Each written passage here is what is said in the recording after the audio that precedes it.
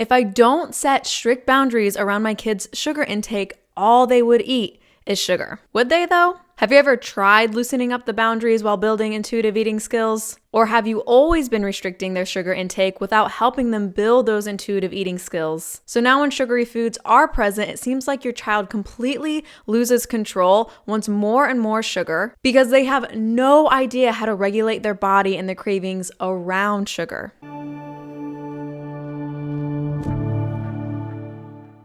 Hey sisters, it is Kirsten here with Totus Wellness, and today we are going to be talking about how to handle your kids' sugar cravings without overly restricting them while also building their natural intuitive eating skills. This has come highly requested, so I'm finally getting around to recording it. I work with a lot of moms follow me, and they're always asking, what about sugar when it comes to my kids? We're going to be going over the top 4 reasons your child might seem obsessed with sugary foods and what to do about it. Now, before we get into this, I want to add a disclaimer. I know meal times for moms can be so stressful, and I know you want the best for your kid, and I also know you're doing the best that you can. So everything I say here is not to induce shame. It's to help you as a mom have more peace around mealtime and around food with your kids, and to help your kids build intuitive eating skills so that they don't develop disordered eating as adults. The best way to ensure your child is going to be healthy is by helping them build a healthy relationship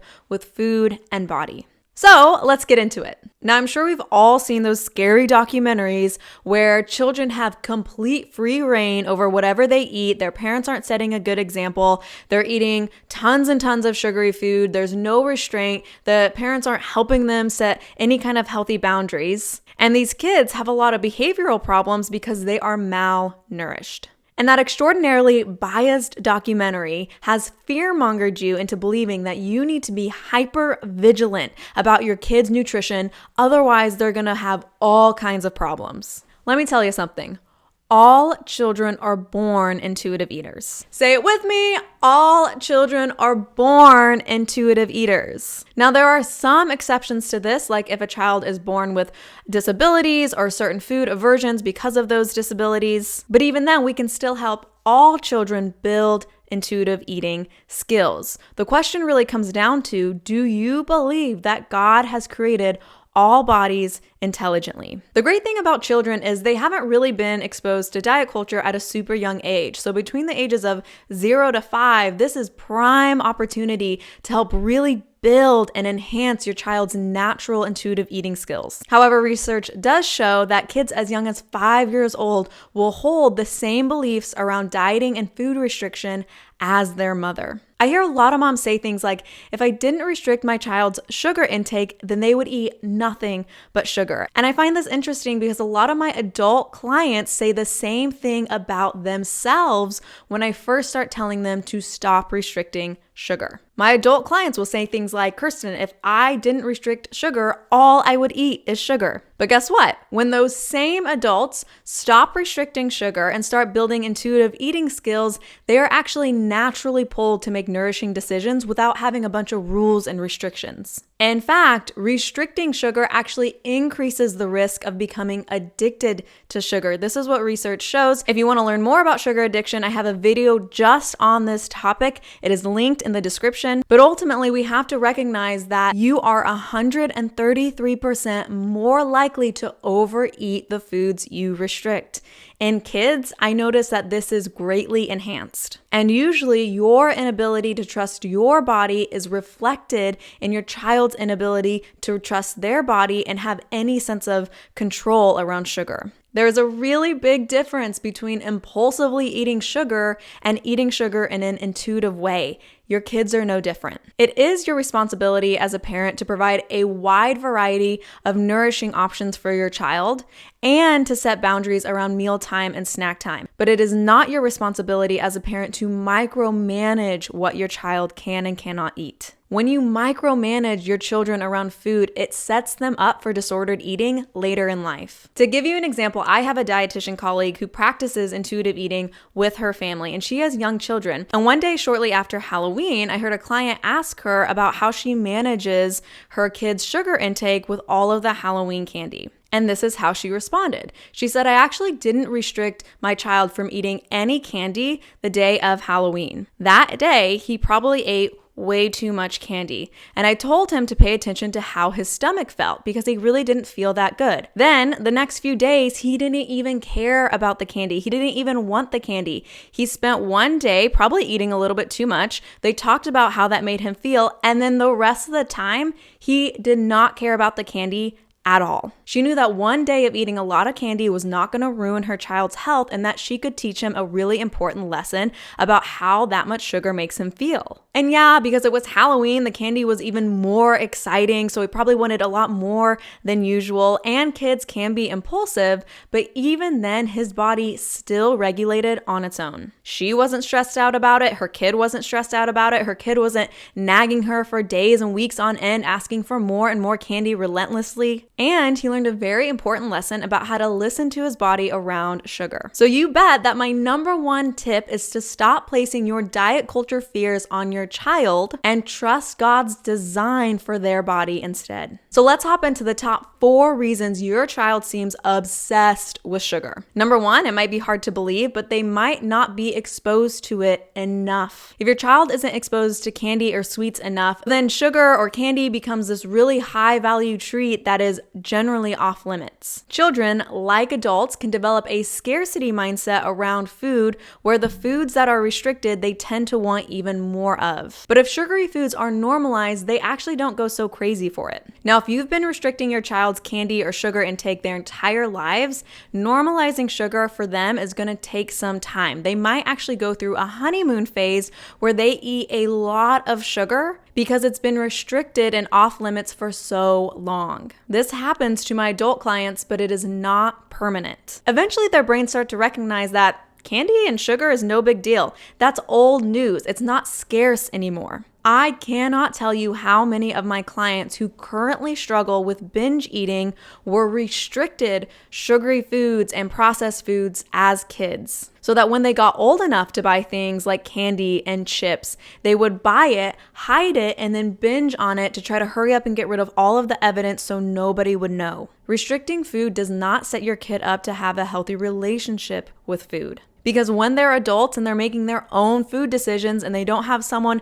towering over them and micromanaging them, they're not going to know how to have a healthy relationship with food. They are not going to know how to make nourishing food decisions. Number 2, food, including sugary foods, should never be offered as a reward. One of the biggest reasons my clients struggle with emotional eating is because food is viewed as a reward. Food, even candy, should not have to be earned. Our brain views food abundance as safety. So if the brain feels like food has to be earned, that it's not abundant, we tend to see more binge eating and emotional eating behaviors arise. If you want your child to develop disordered eating as an adult, which 3 in 4 women have, then use food as a reward. Desserts shouldn't be used as bait, and they shouldn't be offered only on special occasions. This essentially teaches your kid that their normal meal food sucks and that desserts are this really high value treat that is better than their regular meal food. You're kind of teaching your child that they have to just get through their boring meal food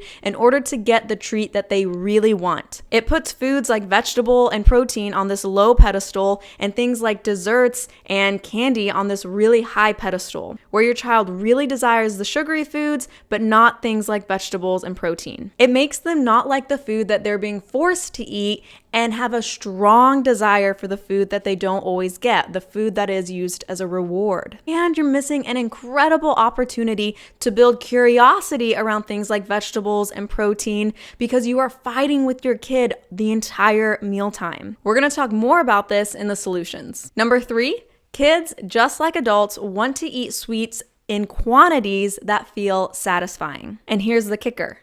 The more restrictive you are with sweet foods, the more it's going to take for your child to be satisfied with those foods. If you are never allowing your child to feel satisfied from these sweets because of your hypervigilance and your fear around sugar, every time you do offer them sweets, you're training them to want more and more and more. Their brain is going to know, we are never allowed to feel satisfied when we eat these foods, so I want to get as much as possible before the food gets taken away from me. If I'm not allowed to feel satisfied, then I want as much as I can possibly get. If children are allowed to feel satisfied with sweets from an early age, they actually won't feel a sense of scarcity and urgency and compulsion when you do offer them sweets later in life. And yeah, this might mean that you have to give them more sweets than what you are comfortable with early on, but it will set the seeds for developing a healthy relationship with sugar where your kids just won't think sugar is that big of a deal, where they will be able to eat that piece of candy, feel satisfied, and then just move the heck on because at the same time,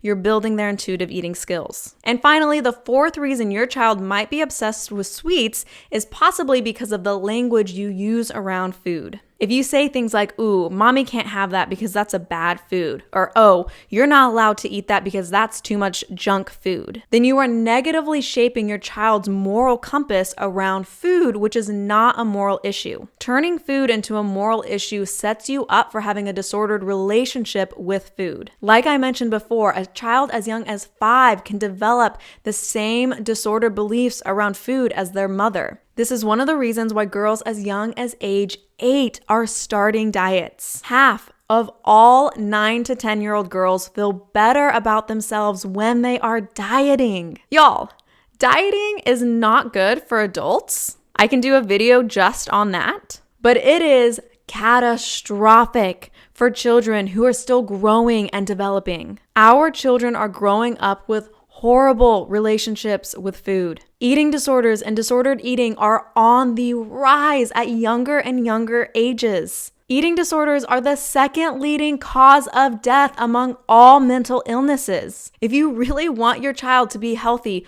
we have got to set them up to have a healthy relationship with food and sugar. We need to demonstrate what a healthy relationship with food looks like rather than trying to micromanage what they eat. So, how do you help your child regulate their sugar cravings without restriction and micromanaging? First, here's what I'm not telling you to do. I am not telling you to let your child eat whatever they want, whenever they want. I'm not saying you should give your child complete free range of the pantry and the fridge. You don't have to say yes to every single request by your child. And it certainly doesn't mean that you shouldn't care about your child's health. This whole video is to help you nourish your child better and to teach them to do the same. So what are we saying yes to? Number 1, you need to start providing sweets and normally restricted foods with mealtimes and snacks to start to normalize these foods. Don't wait to the end to give your child dessert. Remember, bribing your child with dessert is not setting them up for a healthy relationship, and honestly, it's probably causing a lot more mealtime stress than you realize. Start normalizing these foods around mealtimes and snacks so that your kids don't feel like these are special foods that are off limits. Number 2,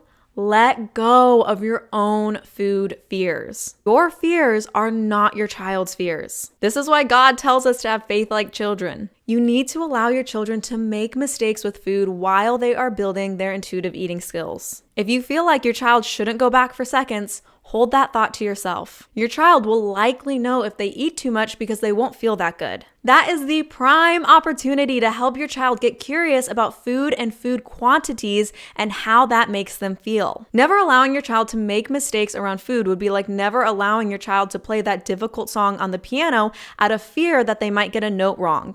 They're gonna get it wrong. That is how they learn. If you are micromanaging everything they eat, you are telling them that they cannot trust their body. Start looking at meal times as practice times to build their natural intuitive eating skills. Your child does not need perfect nutrition at every single meal, especially when you can turn those meals into learning opportunities that are going to set them up for a lifetime of having a healthy relationship with food and body. And that is what is going to lead to long-term health and happiness. Number 3, start creating neutral language around foods and sweets. Just call them what they are. Don't use junk food or bad food. Just say, that's a brownie, and that's a pancake, and that's a pineapple. Do not impose false morality onto food choices. That is actually legalism. Jesus made all foods morally neutral. Food morality just causes shame and confusion around food. Food shame is one of the number one reasons I see my clients develop disordered eating. Number 4, we have got to stop micromanaging mealtime. Kids need pleasant meal experiences. Kids need to know that food is not scarce, that it's actually reliable, that mealtime isn't a time for control and shame and stress,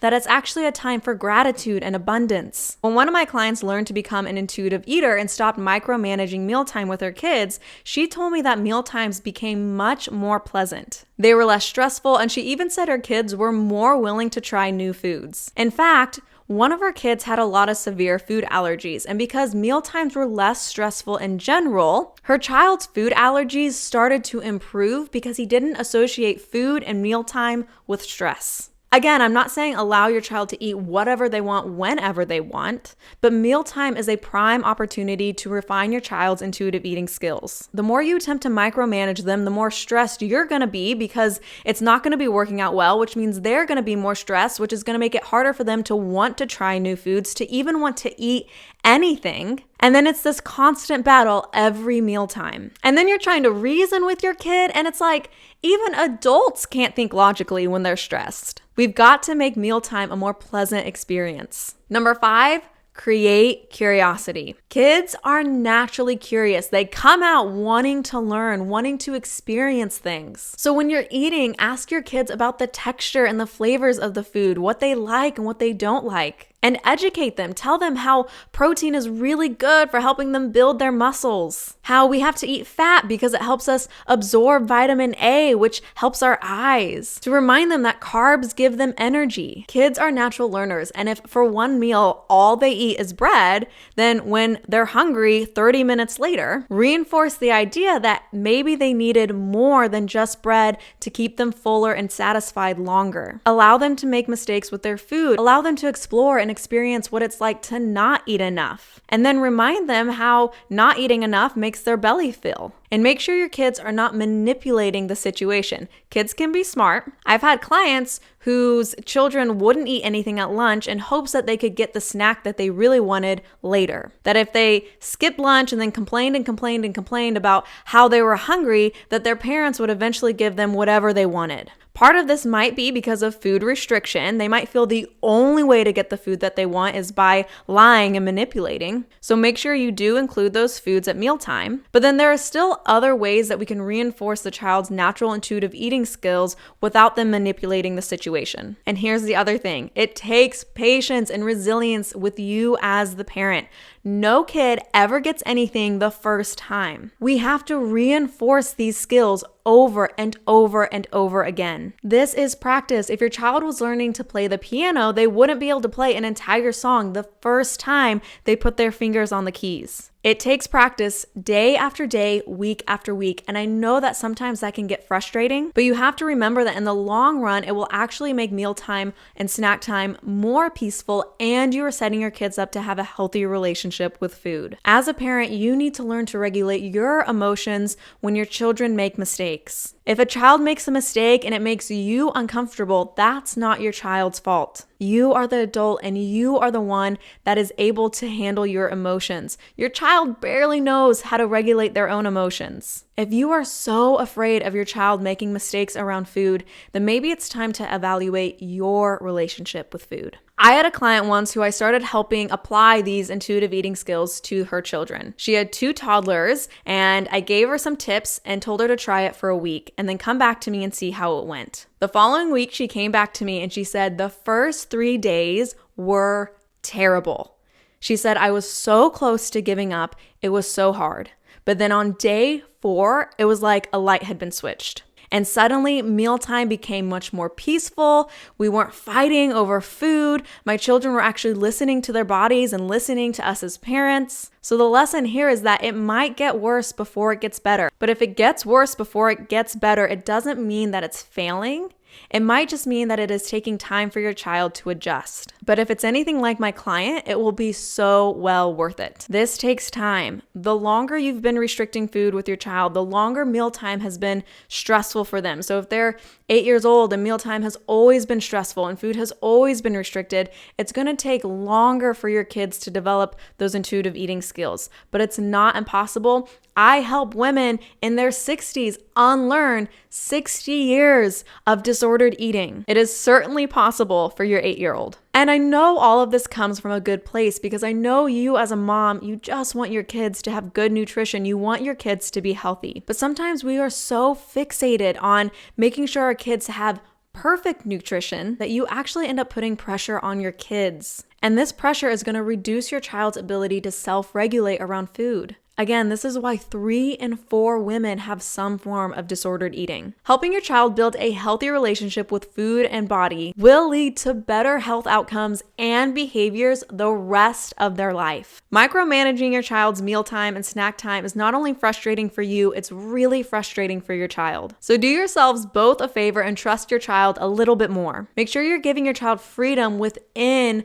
boundaries that are not too restrictive. Make sure you're building curiosity around meal times and with their body and food. And remember that one meal, one day, or even 1 week of eating is not going to destroy your child's health. Keep giving them a variety of food options, reinforce their body's natural cues, and use neutral language around food. And eventually, with time, persistence, and consistency, you will have an intuitive eater on your hands with peaceful meal times. There you have it, mamas. I know mealtime and snack time and just food in general can be really stressful, but don't put too much pressure on you or your kids. And remember, the best way to help your child heal their relationship with food is for you to heal your relationship with food. Children are imitators. They might not always do what you say, but they will do what you do. So if you want your kids to have a healthy relationship with food and sugar, then you need to build a healthy relationship with food and sugar. If you want to learn how, subscribe to my page and follow me on social media at @totus_wellness. And if you want a complete step-by-step plan to help you heal your relationship with food and body so you can learn to steward your body God's way, then check out my website and book your free discovery session. The link is in the description, and I'll see you next time.